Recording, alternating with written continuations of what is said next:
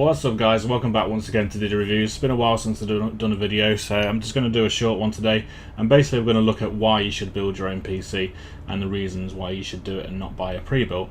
And basically the main reason is money. You can save quite a bit of money by building your own PC rather than buying it from a system integrator. And I'm basically going to show you a little tutorial of what you can do basically to find the same sort of build for less money. So basically what I'm going to do is I'm going to go onto Cyberpower PC.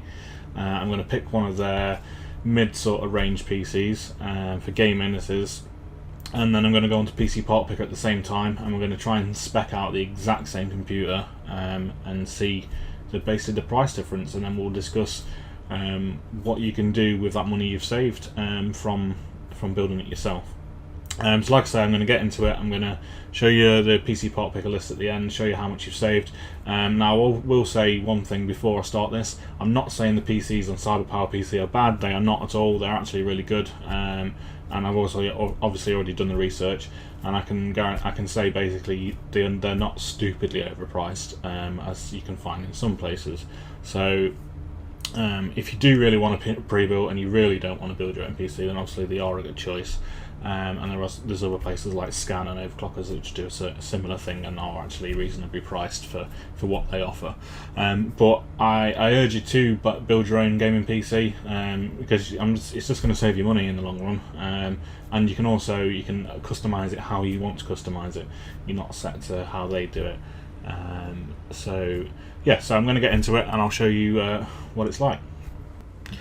Right, so again we're going to be using PC Part Picker here just to see what we can get a pre-built PC for in terms of making it ourselves.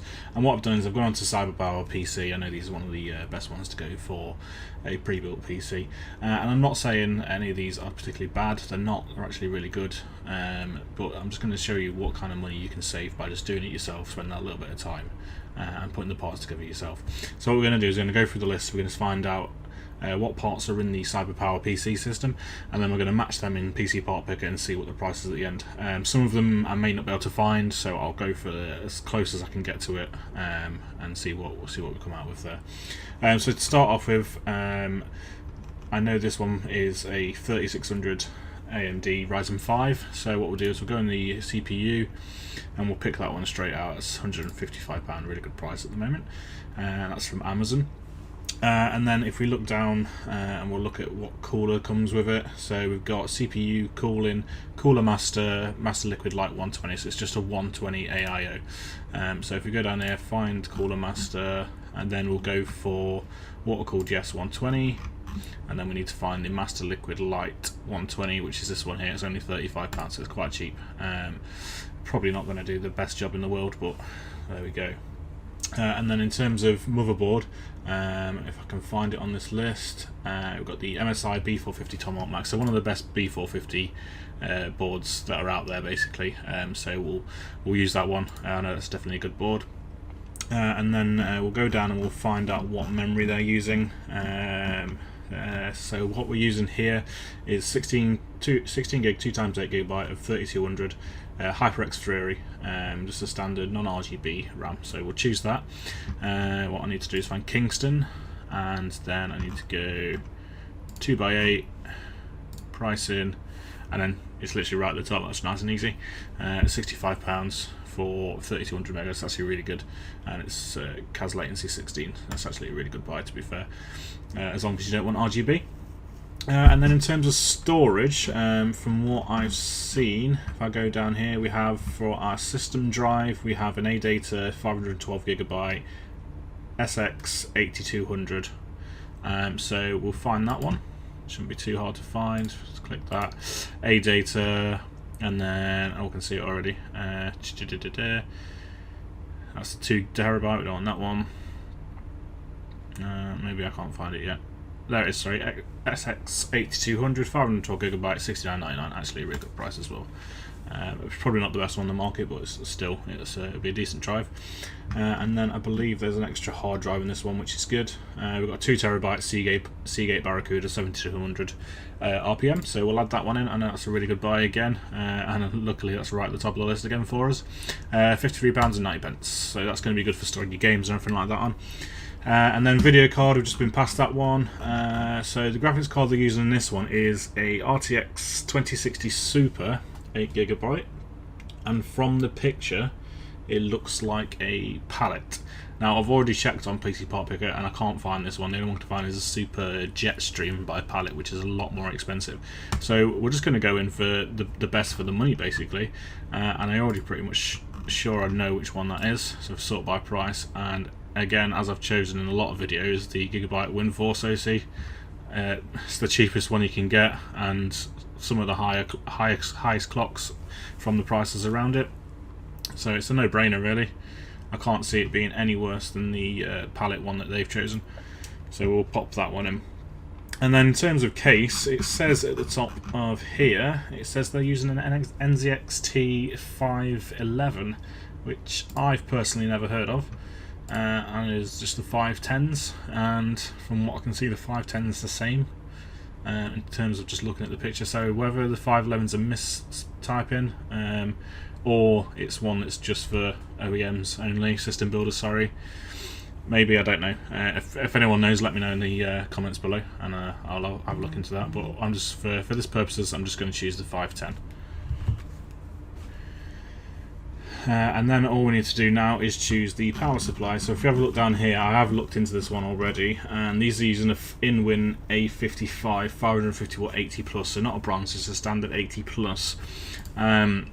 And I can't find an InWin on this system, so if I just look for 550 minimum,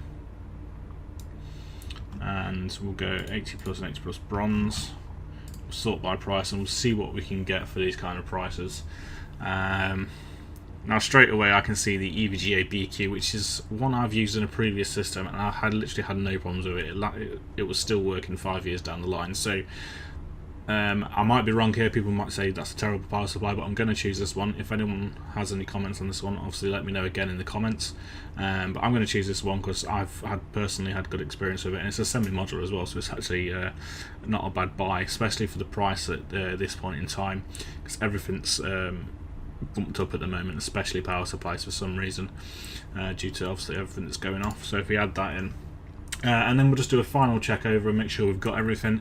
So we've got the CPU, the cooler, the motherboard, the memory, we've got the 512 M.2, we've got the 2TB spinning Rust, we've got a 2060 Super, we've got a H510K, it's not the H511, whatever that is, and we've also got a 650 watt power supply. So we've actually got, in terms of wattage, we've got a better power supply, and it's 80 plus bronze, not just 80 plus. So I'd like to think this is actually a better buy. Now, the big thing is, how much does it cost? So if we come down, and we can see straight away, £1,010.09. And if we go to the top of this one is, no, not the top. If we have a look here, for some reason it's not telling me how much it is. So I'll add it to the cart and we'll have a look.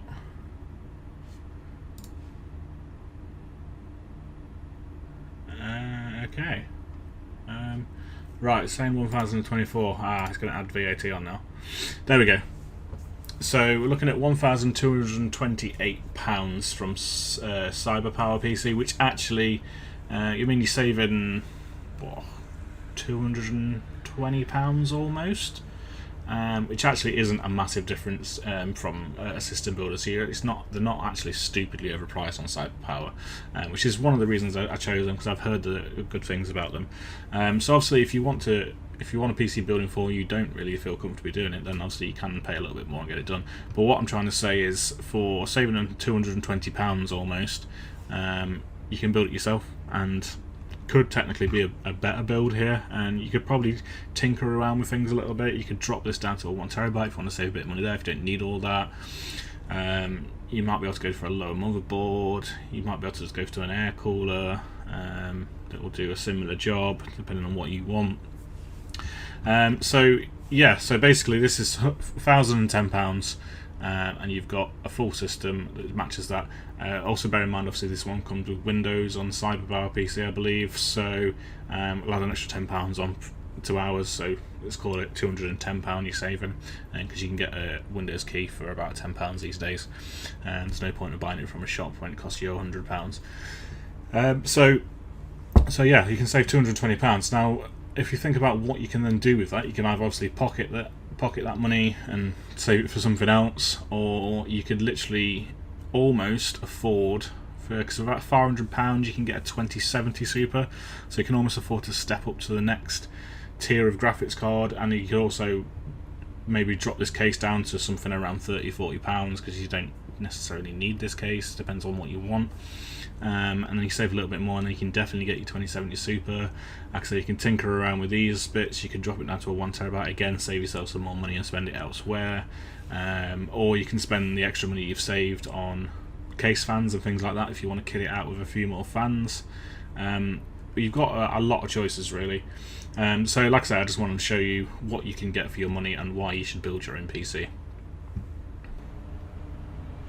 Right, so there we have it. As you can see, I built the exact same PC, almost, in PC Part Picker from the CyberPower PC that I showed on the screen. And as you can see from that, as I said in the video, you can save around $220, $210 kind of money, £210, £220, that kind of price. Obviously it'll vary in different countries, so in America it'll probably be around the same in dollars, to be honest, maybe a bit better, I'm not sure. So like I say, you can see the system is actually really good from CyberPower's PC, as I have mentioned before, but you can save yourself quite a bit of cash just by building it yourself. And if you ask most people that have built their own PCs, it is really easy, really easy. It is like grown-up Lego basically. There's only really one place most things can go, so you can't really go wrong. So basically what I'm saying is, if you want a gaming PC and you've got a certain budget, see what you can get in a pre-built and then spec it up the exact same, but in terms of separate parts, and see what it comes out at. If you've saved a bit of money, happy days. If you want to bank that for something else, then crack on.